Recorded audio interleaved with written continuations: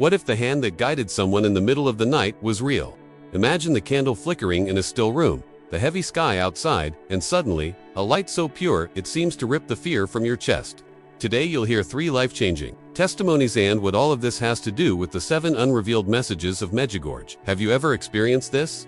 Stay with me until the end, because what you'll discover now may surprise you and perhaps change the way you view signs, prayer, and family protection.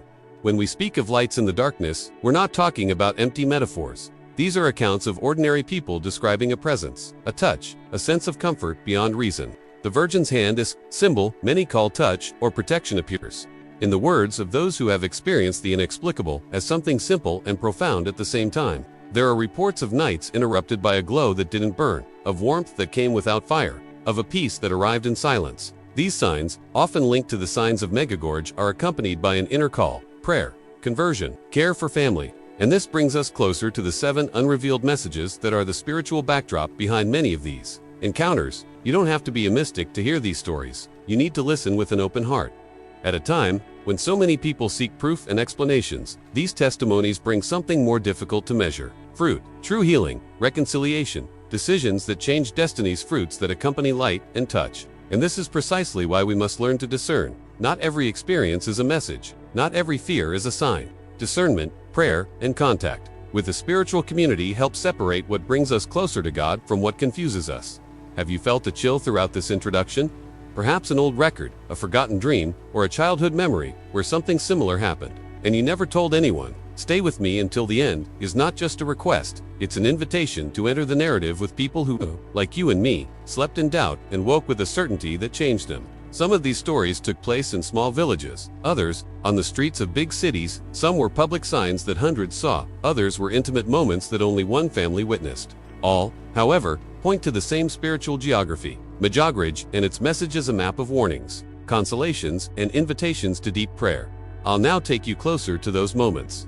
Closing your eyes and feeling the wind announcing something. Hearing the muffled sound of a voice asking for silence, perceiving the vibration of a returning faith. I won't give definitive answers here. The goal is to open doors, to question, connect, and provoke. If you've experienced something similar, write in the comments below. I saw the hand. If you still have questions, say, I want to understand. Interaction builds a community that seeks discernment together. What follows is a journey through 3 real experiences, each with its own colors, sounds, and consequences, all intertwined with the themes of the 7 unrevealed messages of protection of the family, urgency in prayer, and a signpost for times of trial and grace. Prepare to hear voices that don't ask for proof, they ask for a response of faith. Now, take a deep breath and listen. The first testimony is closer than you think, and by listening to it, you may feel, for the first time, or again, the warmth of this light that breaks through the night. And before I take you to the first testimony, let me ask you something, and I promise it's quick and makes all the difference. If this topic resonates with you, leave a comment below with what touched you most, even if it's just one word. Tell us if you've ever felt something similar. Write, I saw the hand if something like this has happened to you, or say I want to understand if you're still unsure. Your story isn't just a vent, it helps others feel less alone, fuels collective discernment, and gives us real clues about how these signs manifest in the world. Liking the video is also a simple yet powerful gesture. Like shows that these stories matter and allows more people to find comfort and guidance when they need it most. And if you want to continue following testimonies, analyses, and prayers related to the 7 unrevealed messages of Medjugorje, subscribe to the channel. Your subscription is what allows us to continue bringing real voices, deepening the content, and reaching those who are lost, afraid, or hopeful. Your participation here is what makes this channel grow and reach more people with this kind of content. Not advertising, it's a community in action. Comments that welcome, likes that open doors, and subscriptions that keep the mission of sharing signs of hope alive. Thank you for being here, for reading, and for listening to yourself. Now, take another deep breath with me, because the first testimony I'm going to share was experienced precisely in the silence of the early morning, and the hand that appeared changed that family's story forever. The hand that appeared that morning wasn't a movie spectacle. It was a breath of reality that entered through the doorway and stayed. The family was awake to the sound of a baby's incessant crying, a sound that tore through the night with the same insistence as an unanswered question. The exhausted mother gets up, lights a candle, and the moment the flame flickers, something changes. The light in the room expands without wind, a feeling of warmth envelops her chest, and a deep peace erases the despair. There was no electric light, no neighbors, no rational explanation, just an intimate touch. described by her later as a hand that passed and lingered, as if to say, "It's going to be okay." The baby's fever subsided in the following hours. Family tensions began to resolve, and a new mindset entered the household. Decisions that had previously been mired in fear now had clarity. The transformation was both practical and spiritual, an impact that can't be expressed in words, but rather alters the trajectory of an entire life. When we hear this kind of account, it's natural to seek the why, the hidden truth behind the phenomenon. Some call it divine intervention, others a mystical experience. There are those who study the background to these apparitions, those who seek patterns, those who compare the accounts with sacred texts and faith traditions. And this is where Medjugorje comes in as a key setting, not only because it's the place where many claim to have seen signs, but because it's a point of convergence between popular testimonies and an invitation to conversion that insists on being more than just sensational. Seers have been reporting visions since the early 1980s, and scholars and believers alike observe that, over time, patterns repeat themselves: requests for prayer, calls for inner peace, warnings about priorities, and, for some, signs that precede major decisions in people's lives. Now I want to delve even deeper into this subject, because understanding Medjugorje isn't just about knowing where it is on the map. It's about understanding the human journey that unfolds when someone encounters the inexplicable. For many, Medjugorje has become a mirror where faith is reflected in concrete choices. Those who go through such an experience describe not just emotion, but a redirection of their lives. Transformation ceases to be a pretty word and becomes practical. Fasting that leads to a new prayer routine, that save homes, small decisions that prevent future catastrophes. And it is precisely at this intersection between the personal and the public that the 7 unrevealed messages emerge, not as a closed document, but as a set of recurring themes that appear in the accounts and conversations of the communities. Protection of the family, urgency in prayer, a call to conversion, care for the poor, reparation for mistakes, spiritual vigilance, and the promise of comfort in difficult times. Talking about this requires sensitivity. We're not selling easy certainties or pushing a package of ready-made answers. What exists are stories that, placed side by side, form a mosaic with their own tone. In some cases, the lights are public, seen by many people at the same time. In others, they are intimate, almost confessional, perceived by only one person or a family. But what repeats itself is the fruit, when there is a genuine encounter with what many interpret as a manifestation of the Virgin. Life tends to change direction. The phrase hidden truth is appropriate here because the experience is not always obvious, nor is it always accepted immediately, and discernment involves community, prayer, and honest listening to those who have experienced it. Throughout this conversation, I want you to realize one essential thing: testimony is not scientific proof, it is a record of a journey, and this journey has an impact. People who have encountered the Virgin's hand report that their mindset has changed, that they have begun to make decisions with more courage, that they have understood revelations about priorities that previously seemed invisible. These are not just fleeting emotions, but practical consequences. A father who reconnects with his son, a person who changes jobs to protect his family, someone who finds the strength to forgive. These are concrete transformations that show how the spiritual and the material intertwine in everyday life. It's also worth remembering that the search for signs has a very human side. We want confirmation, security, a compass when the world seems to spin too fast. And this search can lead us to good places, to community, to sincere prayer, to search down confusing paths if pursued carelessly. That's why listening to accounts, learning about the behind the scenes of apparitions, and talking to those who have experienced them is so important. The truth isn't imposed. It reveals itself gradually, through fruits and a collective journey where each testimony adds a piece to the puzzle. And that's why, as I continue with the stories I'm about to tell, it's worth paying attention not just to the brightness of the light, but to what it did afterward. How were decisions made? What changes remained? What was the impact on the practical life of that family or community? These questions help us move from curiosity to clearer discernment, and to look at the 7 unrevealed messages with eyes that seek to understand, not just believe. Now, if any of these images touched you, that flickering candle, the calming warmth, the resolving peace, share this in a simple way. Comment, "I'm on this journey too." The Virgin's hand is, above all, an image that pierces the heart before piercing reason. It is a touch that does not hurt, a light that does not burn, a presence that arrives as an answer when all seems lost. When I describe hand, I speak of something that appears in the human experience with sensory characteristics: sudden warmth, a sense of relief, a soft clarity that fills the environment, hand with immense symbolic power. It is protection, it is consolation, it is alertness. For those who experience it, this hand means that one is not alone, that there is a loving watch over difficult decisions, over homes that tremble, over hearts that cry out for guidance. It is not just a visual phenomenon. It is a language that speaks directly to the soul and to the small decisions of everyday life. Those that define family, work, and meaning. The hand's immediate effect is emotional. Fear replaced by peace. Panic transformed into clarity. But the more lasting impact is practical, a transformation that takes hold in one's mindset, shifting priorities, simplifying choices, and guiding one's journey. People who report this encounter often mention a before and after. Before, life was a cycle of anxiety. Now decisions are viewed through a different lens. It's not a theatrical miracle. It's the kind of revelation that works behind the scenes, changing habits, generating forgiveness, allowing relationships that were on the brink of collapse to find meaning again. The hidden truth, in this context, is not a conspiratorial secret. It's the personal discovery that there's something greater, interfering in the ordinary course of existence. When speaking of the hand as a symbol, it's worth remembering that symbols are maps. They guide, condense meaning, and help us make decisions. When logic fails, the hand that appears in religious accounts serves this map-like function. It indicates a route, calls to prayer, and reminds us of the importance of protecting what's most fragile in us.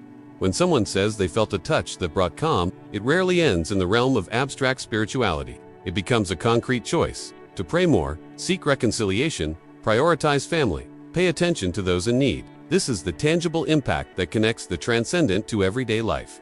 Thus, the experience ceases to be an isolated event and becomes a driver of real change, an agent of transformation that reconfigures mindsets and behaviors.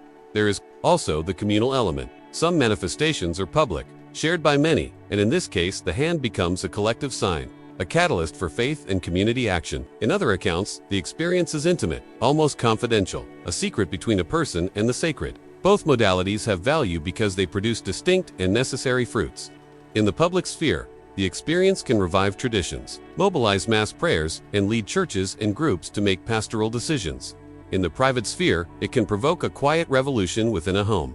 Career choices, family reconciliations, new commitments to spirituality. These fruits' concrete changes are the criteria many communities use to discern the nature of the sign. Now, I want to delve even deeper into this subject and bring a perspective that helps connect emotion and reason without emptying either. Understanding the Virgin's hand requires a perspective that combines sensitivity and discernment. Sensitivity to embrace the human story, discernment to evaluate its fruits and real consequences in people's lives. The journey of those who experience this sign rarely stops at an immediate explanation. It continues inward, toward decisions that define destinies. When the experience points to the protection of the family, for example, it's not just a vague promise. For many, it's a concrete call to reorganize their lives around what matters most. Then this involves sacrifices, changes in mindset, and small but decisive daily choices. It's also important to discuss the behind-the-scenes aspects of these experiences, conversations with spiritual leaders, nights of prayer, and the stories that reach communities and are received with caution. Not every radiance is a message, nor is every comfort an intervention. Therefore, communities that witness these phenomena often observe patterns, repetition of themes, moral coherence of the fruits, calls to prayer, and mercy. These revelations, when genuine, rarely exude pride or isolation. On the contrary, they tend to bring humility and service, prompting acts of solidarity and concrete care for the most vulnerable. The hand, therefore, points not only to consolation, but also to responsibility. When faced with the call, the expected response is practical and transformative. The relationship between signal and choice is central. Perceiving the hand as a guide changes the dynamics of decision-making. One stops reacting impulsively and begins to choose with renewed attention. This shift in mindset manifests itself in simple actions, calling a distant relative, forgiving an old offense, seeking spiritual help, and in larger decisions that reorient trajectories. This is where the notion of impact comes in. Small gestures, stemming from experience, can trigger ripple effects, affecting generations. It is this historical, almost subtle, dimension of the hand that is impressive. A touch that begins as an immediate sensation can, over time, become the seed of a new family culture, of a community more attentive to care, prayer, and spiritual vigilance. At the same time, the Virgin's hand raises difficult questions about authenticity, about the nature of signs, about how to distinguish emotion from mission. These questions do not diminish the power of the accounts. On the contrary, they legitimize the search for criteria of discernment that preserve faith without falling into fanaticism. Listening to testimonies, sharing experiences, talking to guides, and verifying the fruits are essential steps in this process. Reason and emotion, when combined, offer a safer path to integrating the extraordinary into everyday life without losing balance. And that's precisely why the stories that follow aren't just tales of light and touch, but tales of transformation. They show how a spiritual experience can reconfigure priorities, solidify decisions, and reveal truths that were hidden beneath the surface of life. The hand that protects and consoles also teaches, points, and summons. It reminds us that the human journey is ultimately made of encounters and that some of these encounters have the power to rewrite destinies. With that in mind, if any part of this reflection touched you, write down, "I'm on this journey too." The night was dense when the story began, and the narrator's voice low, as if confiding a secret kept 4 years already, carried a tone of urgency and calm at the same time. "It was around 3 in the morning, she says, and at that moment the camera zooms in on the face scene in the reenactment. Shadow, candle flickering, the distant sound of a clock on the wall. The room smelled of medicine and clean laundry. There was a restlessness that came from a child's insistent crying. Tension dominated the house. There were old arguments, overdue bills, pending decisions that hovered over the family like dark clouds. The time before that night can be described in simple words: fear, exhaustion, doubt. But when we recount the time before, we know that there, too, was fertile ground for transformation. Because those who live on the edge are often waiting for a sign, even if they can't name it. In the reenactment, the mother slowly stands up, lights a candle, and the movement of the match echoes in the silence. The camera focuses on her hands, the wrinkles in her skin, the gaze that no longer knows whether to believe or not. And then it happens. The light burns less, amplifies more. A brightness that doesn't come from the flame, but emerges from nowhere, filling the space with a sensation of warmth that doesn't burn. I felt like a hand had passed over my head and rested on my chest, she says, in a direct excerpt that lends verisimilitude to the story. This short quote, "It was as if someone said, 'It's going to be okay,' serves as an anchor for the narrative, because it transforms the inexplicable into a simple, understandable, witnessable sentence. What was once panic dissolves into calm, and the baby's crying, which seemed to have no reason, begins to calm. It's not theater," she describes. "It was a slow healing, a fever dropping in the following hours, a relief that spreads as a direct result of the event." Now I want to delve even deeper into this subject, because the encounter doesn't end with the immediate sensation. It continues, infiltrates, and alters the very fabric of lives.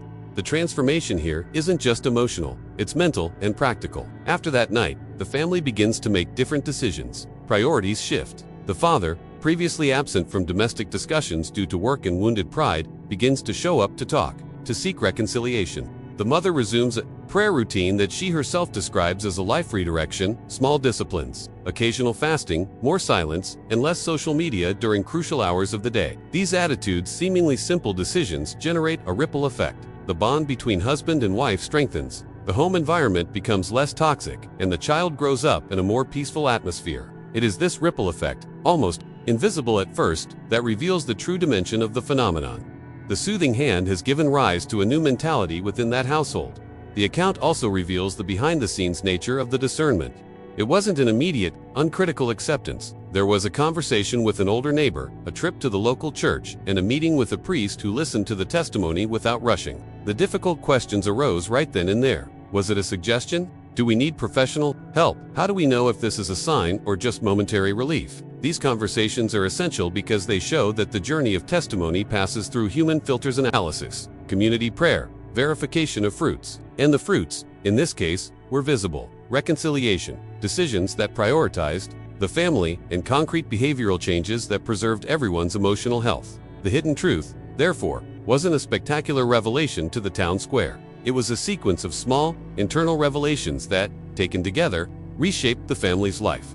There's a symbolic element worth highlighting. The hand doesn't just console, it points. In many accounts, this gesture is accompanied by a sense of invitation or warning, as if the presence that touches also demands a response. In the story we heard, the invitation was clear: care for the family with greater attention, cultivate prayer, and seek reconciliation where there was bitterness. This led to practical decisions: selling a motorcycle to reduce expenses, rescheduling work schedules to be more present, seeking family therapy. Such choices show how spiritual experience transforms into domestic politics: concrete decisions, shaped by an encounter that, at first glance, seemed merely emotional. The impact, then, isn't limited to the heat of the moment, but manifests itself in routines, priorities, and the courage to make decisions that previously seemed impossible. As the narrative unfolds, we also realize that the transformation carries a communal effect. Neighbors, upon hearing the testimony, begin to pay more attention to their own lives. A parish moves to organize prayer groups. A woman, who had been witnessing for years, finds the courage to reconnect with an estranged son. Personal revelations resonate beyond the home, creating a network of responses that expand the reach of the sign. It is this mechanism from the intimate to the collective that explains why places like Medjugorje attract so much attention, not only for the apparition itself, but for the journey of transformation that begins when the sign is received with discernment and humility. And yet, questions remain about authenticity and openness. How can we distinguish a fleeting emotion from a true calling? How can we embrace the extraordinary without losing our practical sense? These questions are discussed behind the scenes. Spiritual leaders advise patience, prayer, and observation of the fruits of experience over time. The initial experience can be fascinating, but it is the growth of love, service, and responsibility that usually confirms its value. In the case we describe, the value was evident in the new priorities, the decisions made, and the way the family began to function with greater respect and mutual care. By narrating this testimony in an intimate voice with subtle cuts for reconstruction, we don't seek to push ready-made conclusions. We want to show a human process, a journey of transformation that begins with a touch and continues through courageous choices. The hand, in this sense, acts as a catalyst. It initiates a dynamic that demands a response, a change in mindset, and demands more conscious decision-making. The consequence is an impact that goes beyond the emotional and touches the practical. Every day, what truly keeps a family together in the long run. If this story touched something inside you, if you felt the flame, the heat, or the urgency of the decision, leave a simple signal here.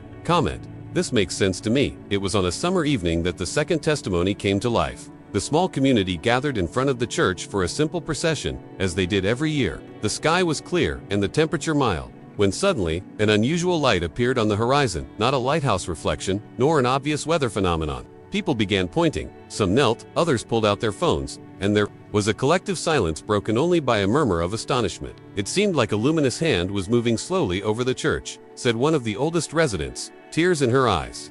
The glow lasted only a few minutes, but it was enough to provoke a change in atmosphere. Those who had been dispersed approached. Those who were talking stopped, and an air of reverence took over the place. Reactions varied. Some wept, some smiled, some prayed aloud, and some simply remained silent, observing. Some, skeptical, tried to find explanations. It could be drones, reflections of light, astronomical phenomena. But what was most striking was the unifying effect of that moment, regardless of belief or doubt.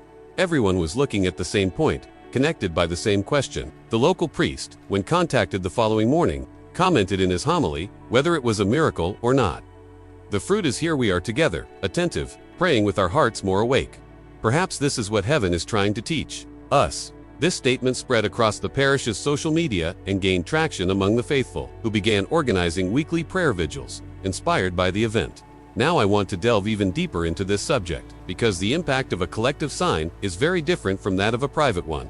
It doesn't just touch an isolated heart, but moves group mindsets. It's as if the message were multiplied instantly, affecting community decisions, sparking reconciliation, and even social initiatives. After that episode, the small town began to mobilize to help families in need. Young people who rarely attended Mass began attending meetings.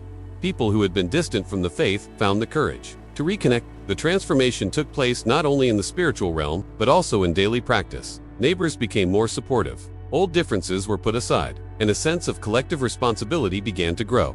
This type of demonstration also generates heated debate, and that's part of the process. In the following weeks, local newspapers published articles, radio stations invited experts to weigh in, and groups emerged on social media discussing whether it was truly a sign or just a coincidence. But even among those who didn't believe, something remained. A journalist who covered the event wrote, "I can't say I saw a miracle, but I can say I witnessed a community rediscover itself." This is the beauty of the phenomenon. Even without consensus, the result is palpable, as if the light had illuminated hidden truths, hidden deep within each person. When a sign is public, it creates a shared narrative. This means the experience ceases to be merely a personal memory and becomes a collective heritage, something that will be told to children, remembered at city festivals, mentioned in times of crisis as a reminder that something greater can happen when least expected. There is transformative power in this, because it helps the community build an identity of hope. The memory of the light becomes fuel for future decisions, choosing the common good over individualism, investing more time in prayer, strengthening bonds of trust. In other words, the impact doesn't end on the day of the event. It spreads like waves, reaching deep layers of social life. It's also important to consider the background to these stories. After the phenomenon, the local bishopric sent an official statement asking for calm, discernment, and time to evaluate the event, reminding them that the church always seeks to verify the results before making any pronouncements. This prudence, was not received as discouragement, but as an invitation to spiritual maturity. Many residents understood that the most important thing was to live in a way that was consistent with the signal received, intensifying prayer, seeking reconciliation, and practicing charity. This active waiting became an essential stage of the journey, strengthening the community rather than discouraging it. Perhaps most impressive was realizing how the event awakened a kind of collective consciousness. People who had barely spoken to each other began sharing experiences, recounting dreams, and narrating small coincidences that now seemed like signs. The feeling was that a door had been opened and that, somehow, everyone was being invited to walk through it together. It wasn't about scientific proof or spectacle, but about inner transformation and changes in mindset. And that, ultimately, is what matters most. The experience becomes true when it bears lasting fruit. If this story reminded you of something similar that you witnessed, or if it made you reflect on the power that a collective signal has to move an entire community, write in the comments. I'm on this journey too. The story I'm about to tell you now is as intimate as a whisper and as vivid as if you were there, despite being told by someone who preferred to keep their face dark and their voice low. It begins on a night when the silence seemed greater than usual. One of those silences that weighs heavily and forces the soul to listen to its own footsteps. She felt a pain in her body that had been present for months, an anguish that the doctor called stress and the family called fatigue. There was a huge distance between her and her eldest son, words unspoken, hidden hurts, phones that went unanswered. She slept with the window ajar, out of habit, and from that night came a soft scent of jasmine that seemed not to belong to her street, something that, years later, she still describes as impossible to explain. When the candle beside her bed flickered, she awoke on the threshold of dream and wakefulness. A subtle warmth enveloped her face, not a blanket's warmth. It was a warmth that came from within and, at the same time, from without, as if two sources met on her skin. The sound of the clock grew more distant. The world around her shrank too. A few notes, the faint whistle of the heater, her husband's heavy breathing, the sound of clothes drying on the line. And then, amidst the silence, came touch, not a strong pressure, but a light touch on the hand she held close to her chest. I felt a hand resting on my palm, and it was so real that I opened my eyes. She later recounted, in a short, direct passage, that, in itself, speaks volumes. The hand didn't speak, but it brought comfort. It brought a clarity that cut through years of doubt. Now I want to delve even deeper into this subject, because the experience wasn't limited to the heat and the smell, nor was it confined to that night. It became a decision and changed trajectories. In the days that followed, the woman felt a new restlessness. It wasn't fear, it was a calling. It began with small changes. She got up 10 minutes earlier to pray, turned off the television earlier, answered a call she would have otherwise put off. These small choices had a cumulative effect. The mindset that had previously kept her defensive around her son began to give way. Instead of waiting for the other to make the first move, she rediscovered the courage to make a simple phone call. "Can I come over tomorrow? Just to talk." Her son, surprised by the initiative, allowed the visit. The protocol of everyday life was interrupted by a conversation that lasted hours, full of tears, silences, and restorations.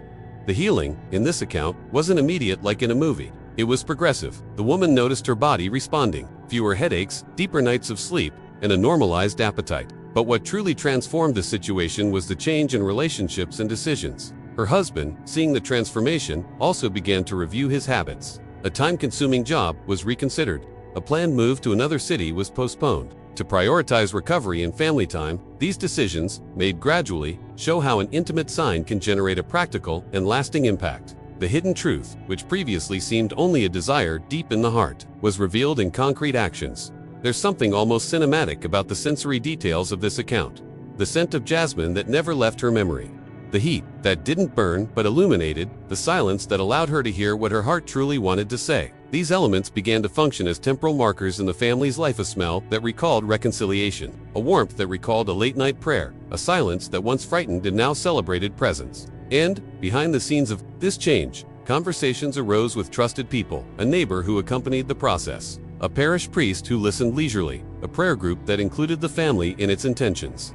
Discernment was done with humility, not haste, and this allowed the revelations to be tested by their fruits. The impact of the experience extended beyond the home.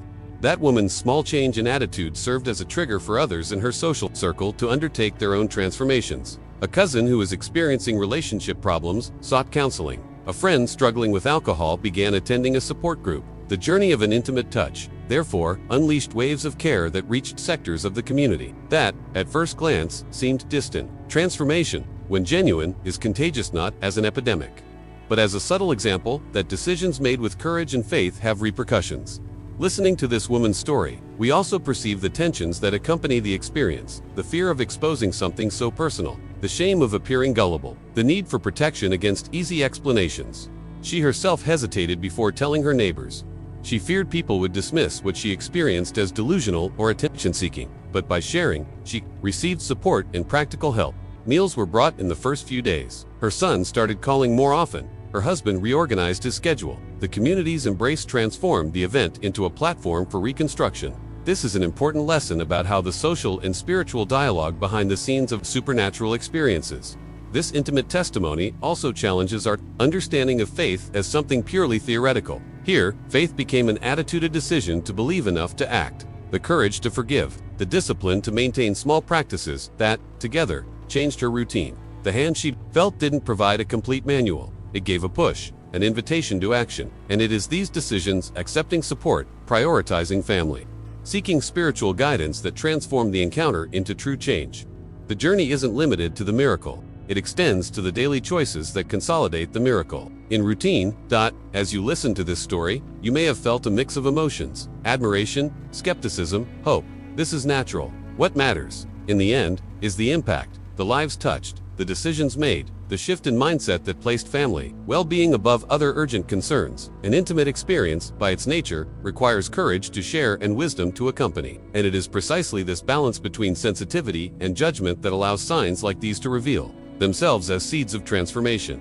If something in this narrative awakened a memory or a familiar feeling in you, write it down. On this journey too, now I want to delve even deeper into this subject. Because, when we look at the testimonies we've heard so far, we're not faced with isolated episodes, but with clues that, taken together, begin to draw a map where unrevealed calls seem to traverse people's lives like a kind of moral and pastoral roadmap: protection of the family, an invitation to prayer, a warning to prepare, care for the poor, reparation for wrongs, spiritual vigilance, and the promise of comfort in times of trial. These themes appear repeatedly in the voices we've brought, sometimes explicit, sometimes implicit, but always with a practical effect that transforms mindsets and decisions. Is it coincidence, or part of a larger plan?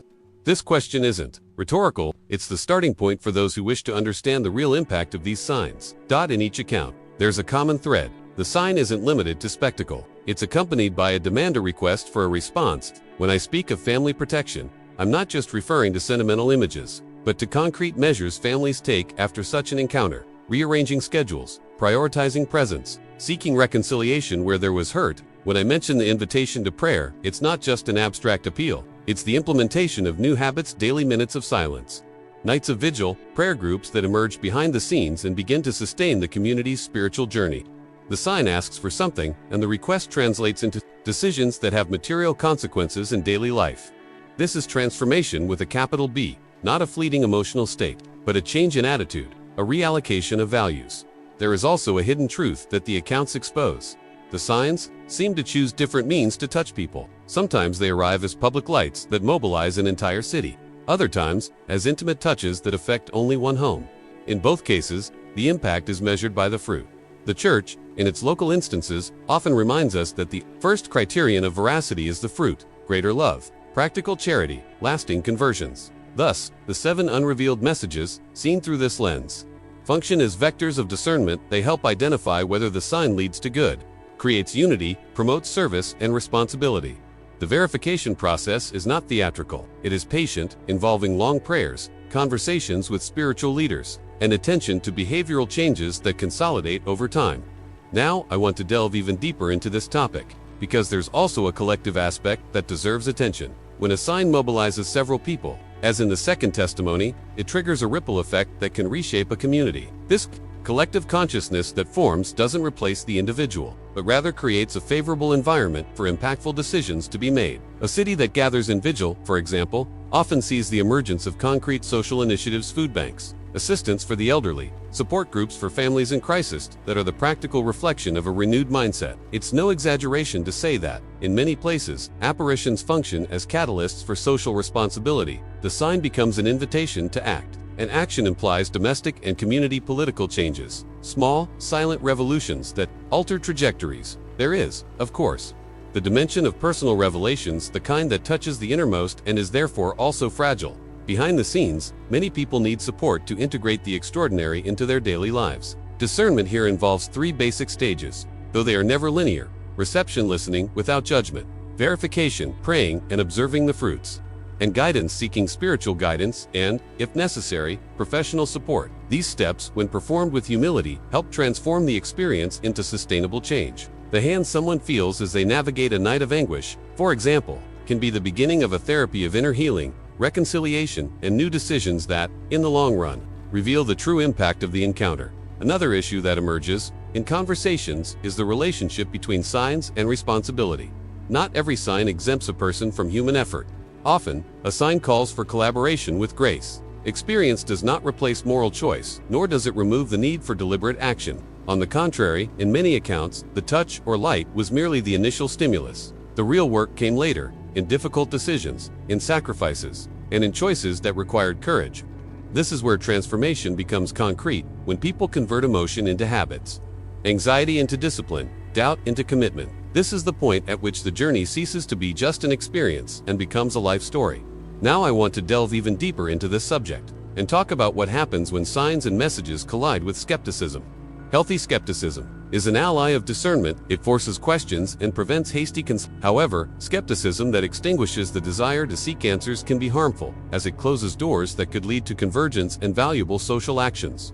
The balance lies in maintaining an attitude of loving inquiry, questioning without hostility, listening without disdain, and observing fruits without haste. This attitude is part of the process of spiritual maturity that the 7 unrevealed messages seem to suggest, not a faith of appearances, but a faith that is proven in choices and fruits. By connecting the testimonies with the central themes of the messages, we realize that an ethical thread runs through everything. The signs call us to protect what is fragile, to pray sincerely, to repair what has been broken, to care for others. This thread translates into concrete decisions that change routines and create new community habits. The impact, therefore, is not only emotional, it is cultural, ethical, and often institutional, because it changes the way people relate to each other and to the transcendent. In short, the 7 unrevealed messages, read through the testimonies, are an invitation to responsible action, a call for faith to manifest itself in choices that truly matter.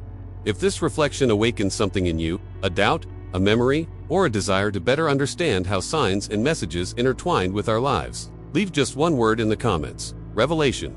Discerning between a legitimate spiritual experience and a hasty interpretation is an exercise in humility, patience, and common sense, and that's precisely why we need to speak clearly about practical criteria that help navigate this journey, without falling into extremism or simplistic explanations. First of all, observe the fruit. An experience worthy of attention usually produces concrete changes in the person's life and in the community. More charity, reconciliation, inner peace, discipline of prayer, and responsibility for those who suffer. If the account generates pride, division, the pursuit of material advantages, or increased anxiety, it's a warning sign.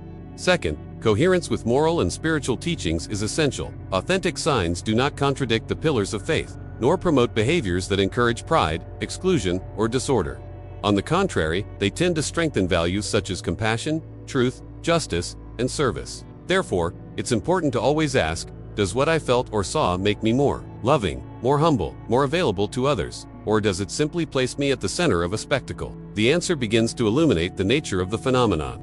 Documenting the experience is also a simple and powerful practice. Noting the date, time, sensations, smell, heat, touch, images, circumstances, and immediate consequences helps both in personal discernment and in dialogue with those who will be following the case behind the scenes. Don't underestimate the power of careful recording. It transforms hazy memories into verifiable material for analysis and prayer. Another practical criterion is community and pastoral verification, sharing the experience with a trusted spiritual guide. A priest, a spiritual director, or a mature prayer group allows the story to be listened to prudently, without fanfare, and subjected to the scrutiny of experience and collective wisdom.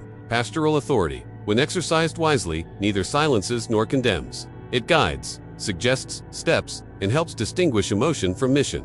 It is also prudent to observe time. Authentic signs are rarely confirmed in an instant. They reveal themselves through consistent results over months and years. The rush to label something as supernatural increases the risk of misunderstanding. Patience, in turn, often reveals patterns, consequences, and coherences that initial impressions fail to reveal. Next, it's worth considering the integration of emotion and reason. Experience can be deeply moving and yet genuine.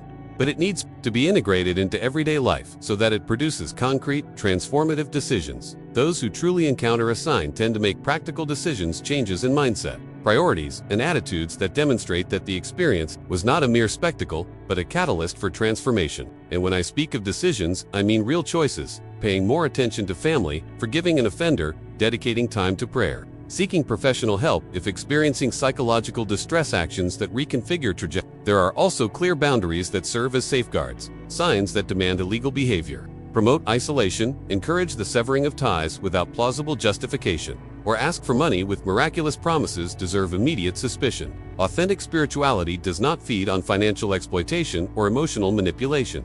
Another important point in discernment is openness to medical and psychological evaluation when necessary. Intense reports may involve emotional and neurological dimensions that need to be evaluated by professionals, without discrediting the spiritual dimension.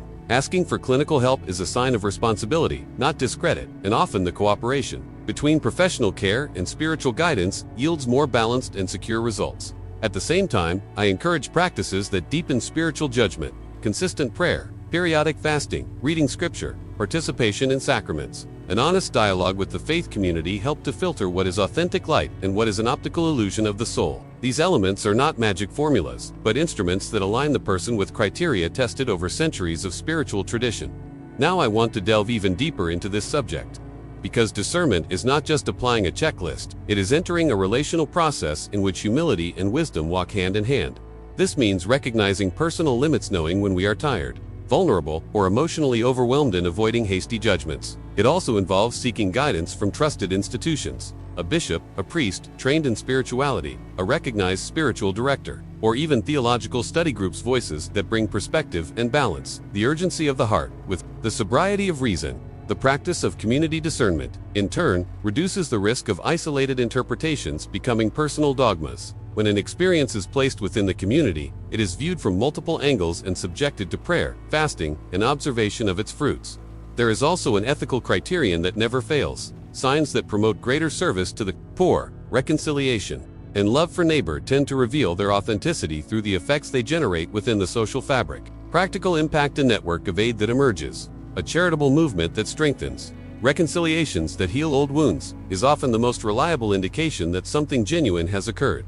Finally, I would like to emphasize that discernment must always be exercised with tenderness, not to discredit the one who tells the story, but to protect and guide. Listening slowly, praying together, documenting, seeking pastoral counsel, verifying the results, and, if necessary, seeking professional support form a path of responsibility that preserves faith without falling into naivete. This is how we transform extraordinary experiences into prudent and impactful decisions, without losing sensitivity to the mystery that inhabits human life. If these guidelines resonate with you, comment with one word that sums up your feeling. Right now, revelation. Now I want to delve even deeper into this subject, because having a spiritual experience, be it a light, a touch, or an intuition that seems to come from elsewhere's, just the beginning of a journey that requires concrete steps to avoid getting lost between emotion and illusion. If you've ever experienced something similar, it's natural to feel vulnerable, confused, or even overly hopeful. So I want to talk about practical, humble, and realistic measures that help transform this experience into something healthy, useful, and with a real impact on your life and the lives of those you love. The first step is simple but powerful. Record everything. Write down the date, time, and what you felt: smell, temperature, images, bodily sensations, words that came to mind, past dreams, people present. These details, when written down, cease to be vague impressions and become material for reflection and discernment. A notebook with these notes serves as a behind-the-scenes diary of your spiritual journey. Months later, this record may reveal patterns, coincidences, or fruits that you wouldn't notice through memory alone. After documenting, seek prayer and confession. I'm talking about a sincere search for silence and guidance, places where you can listen to your own soul with balance. Confession, when part of your tradition, offers a safe space to express fears, attempts at explanations, and even the most difficult doubts. This encounter with the sacred is a healing tool that helps integrate emotion and reason, paving the way for wiser, less impulsive decisions. Don't underestimate the power of an honest conversation with a spiritual guide, a priest, spiritual director, or trusted leader who knows the behind the scenes of these experiences, can offer practical advice, suggest prayers, and help you verify whether the fruits are consistent with a life of charity, humility, and service. Remember, pastoral authority is not censorship. It is protection so that hidden truth can manifest in an authentically transformative way. Relying on community is another essential step. Sharing your story with a mature prayer group or with people who have already gone through similar experiences helps break down isolation and avoid extreme interpretations. Healthy communities don't celebrate the spectacle. They help transform the encounter into action. Visits to those who suffer, assistance to vulnerable families, collective fasting, and moments of reparation. Community practice gives practical meaning to revelations, converting emotion into decisions that produce lasting results. Furthermore, seeking professional support when experiencing psychological distress or signs of emotional overload is a sign of responsibilities, and doctors don't invalidate the spiritual experience. On the contrary, they help care for the body and mind so that the transformation is integral. Protecting your family through prayer and action is a natural and necessary consequence. When you believe you've received a sign, this doesn't mean panic, but practical choices. Establishing regular prayer times at home, simple blessings before meals, dedicating a weekly time to talk without distractions, and reviewing priorities that may be causing tension. Small decisions, spending less time on screens, prioritizing presence, turning off your cell phone during social times are concrete actions that demonstrate that the experience was taken seriously. It's also prudent to care for the spiritual environment. Avoid isolated practices that could generate sensationalism. Decline invitations that encourage financial exploitation of the phenomenon.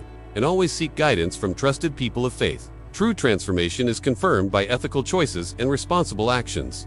There's also a very practical exercise I recommend. Establishing a short, repeatable ritual that helps anchor the experience in your routine without theatrics. It could be a 5-sentence prayer, said quietly before bed or upon waking, that serves as a reminder of what you wish to cultivate. Here's a simple suggestion, which can be adapted according to your tradition. Lord, through the light that touched me today, give me courage to act with love, discernment to choose the good, and peace to embrace the truth. May my home be a shelter, my decisions be wise, and my heart be an instrument of reconciliation. Amen.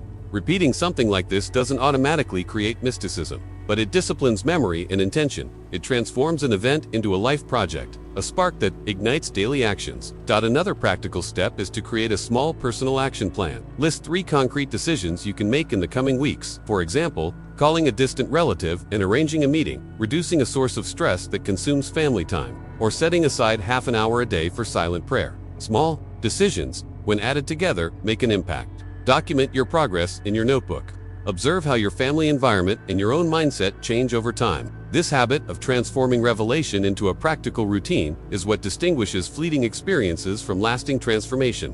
When it comes to discernment, remember the safeguards. Avoid impulsive decisions motivated by fear or euphoria. Don't hand over resources without advice. Don't isolate yourself for the sake of an experience. Don't use the sign to manipulate or gain status. Mature spirituality is marked by service and humility. If your journey generates pride, division, or excessive personal gain, it's time to calmly reevaluate and seek guidance. On the other hand, if your path generates more care for others, sincere reconciliations, and spiritual discipline, this is a strong sign that the phenomenon is bearing solid fruit. Behind the scenes of this process often include support platforms you may not be familiar with, short retreats, prayer groups that carefully study stories, practical spirituality courses, and counseling spaces that combine psychology and faith. Participating in these environments helps broaden your perspective, avoids isolated interpretations, and provides tools for the experience to integrate healthily into your story. At the same time, maintain simplicity. Not everything needs to become a public project. There is beauty in the preserved silence, and strength in the discreet decisions that change families. Transformation occurs in both the big and the small choices. In short, experiencing something extraordinary requires 3 steps: listening with humility, acting responsibly, and integrating with patience. Recording, seeking prayer and confession, seeking community and professional support when needed, protecting and prioritizing family, and establishing small rituals and practical decisions constitute a solid path for the experience to become a source of life rather than confusion. This is a work of time and courage, a journey that demands consistency more than spectacularity, and that prioritizes caring for others as proof of authenticity. And if, upon hearing all this, you felt some inner resonance, right here in the comments, I'm on this journey too. Now I want to delve even deeper into this subject, because, after so many stories, intimate accounts, and public signs, a question remains that pulses strongly. What does light truly ask of us? Recapitulating, images of light in the darkness is not just a poetic exercise. It is recognizing that these images carry a practical and urgent appeal. Imagine again the candle flickering, the brightness that fills a room with no apparent source. the hand that rests lightly on the shoulder of someone on the brink of despair. These scenes show us that lights happen, and before them, we are invited to make decisions that have a real impact on our lives, our families, and our community. It's not about romanticizing the inexplicable, but about observing the transformation that comes after. Shifts in mindset, choices that reorder priorities, attitudes that build peace where there was once ruin. Feeling hope is legitimate. Acting with urgency is wise. There's a difference between waiting for a miracle as if it were unique and passive, and responding to the sign with a new attitude, one of responsibility. The stories we hear reveal a consistent pattern. The sign is often accompanied by an invitation to action. It can be a call to more constant prayer, a push toward reconciliation, a wake-up call that prompts practical decisions such as rearranging schedules, becoming more involved in family life, or dedicating oneself to serving those who suffer. This conjunction of sign and choice is where the true measure of authenticity lies. The experience that bears fruit transforms feeling into commitment, and commitment into habit. When I think about the impact of these lights, I remember the behind-the-scenes moments, the long conversations with spiritual leaders, the nights of prayer, the journal entries. These often invisible details are the real work that follows this extraordinary moment. Revelations are not isolated events. They are doors that open onto an ongoing journey, and the journey requires courage. Courage to admit weaknesses, courage to seek help, courage to accept changes that may be painful but essential. The testimonies of those who have experienced the virgins hand often show exactly this. Not an immediate and spectacular victory, but a series of small decisions, one by one, that combined produce a new direction in life. There is also a hidden truth that must be recognized. Not every sign is a straight line to happiness. Many signs arrive in contexts of crisis, loss, and need. The calming hand can appear when everything seems to be falling apart, not to immediately erase the pain, but to offer strength to overcome it. Therefore, the urgency of the call is twofold. Not only is it an invitation to conversion and prayer, but also a call to prudence and discernment. Maintaining a balanced mindset means welcoming the sign without losing one's feet on the ground, documenting, consulting, praying, and acting with criteria that preserve personal and community integrity. The social dimension of the phenomenon deserves attention. Public signs that mobilize communities show how faith can become a force for collective change. Charitable initiatives emerge. Support networks reorganize, and broken bonds begin to be rebuilt. This is the practical impact of light on society. Yet, this impact is only sustained if followed by coherent and ongoing decisions. An extraordinary event can light the flame. It is up to each person, each group, to responsibly maintain the fire, feeding it with concrete actions and a service mindset. The cultural transformation that can emerge from experiences like these is not superficial. It alters routines, priorities, and, above all, the way we treat others. Thinking about all this takes us to another layer, that of personal integrity. How do spiritual experiences affect someone's identity? Often, those who have been touched report a profound shift in values and new understanding of what is essential. This affects decisions ranging from how we spend time to professional and relationship choices. The question becomes not just what did I feel, but what am I going to do with it? The ideal response involves making an intimate commitment to coherence, translating the experience into concrete actions that reinforce human dignity, justice, and compassion. This is where faith and ethics come together. It's also important to discuss risks and pitfalls. In contexts where emotions are intense, opportunistic leadership, material exploitation, or interpretations that exalt the individual to the detriment of the community often emerge. Discerning at this time means protecting yourself and your family, avoiding hasty decisions, not harboring unreasonable expectations, and seeking guidance from people you trust. Prudence is not paralyzing doubt. It is an instrument of love that preserves the common good, the spiritual vigilance that the messages so often call for. Therefore, includes the responsibility to not allow the extraordinary to become a source of division or personal gain. But despite the complexities, the thread that runs through it all is hope, a hope that isn't vague, but rooted in action. The lights we see in stories touch the invisible and at the same time tell us something very human. The possibility of a new beginning, the chance to correct course, to restore relationships, and to embrace decisions that shape the future. This hope is urgent because the time for choices is now. Life doesn't wait for eternal proof to be lived with greater love. There are moments when perceiving a sign triggers a window of opportunity for change, and hence the spiritual urgency. Without panic, but with firmness, may our decisions today pave the way for fruits that will last beyond our lifetime. Recalling the images, the light entering through a crack, the hand resting, the candle dispelling fear, we realize that they are simultaneously metaphors and practical proofs. Metaphors because they speak to us of something greater than our words. Practical proofs because they generate visible consequences. Considering this duality helps us build a mature posture. Being touched does not exempt us from work. Quite the contrary, it summons us to inner and outer work. Transformation involves small, continuous sacrifices, decisions that demand courage, and a daily commitment to life that reaffirms the fruits of the encounter. As I conclude this reflection, I remain convinced that lights happen. They are not mere spectacles. They are invitations that can, if answered wisely, have a profound impact. The question I leave hanging, without intending to end the conversation, is direct and simple, yet powerful. Lights happen. What will you do when the hand appears to you? Comment, that makes sense to me. If you've made it this far, thank you for continuing to listen. It already says a lot about your desire to understand and live with more meaning. If this content touched your heart, please leave a like. It's a simple gesture that shows that these stories and reflections have value and reach others who need to hear them. If you'd like more testimonies, analyses, and short practical guides on the messages and signs we're exploring, subscribe to the channel. This is how I can continue bringing real voices, interviews, and prayers that support your journey. Write the phrase, "I'm with you until the end," in the comments. If this video spoke to you, read it carefully, and many of the comments will help us discern together. And if you want to go further now, there's a video here that complements this topic with more testimonies and practical prayers. Click and stay with me there. The conversation continues, and there's much more to discover and experience.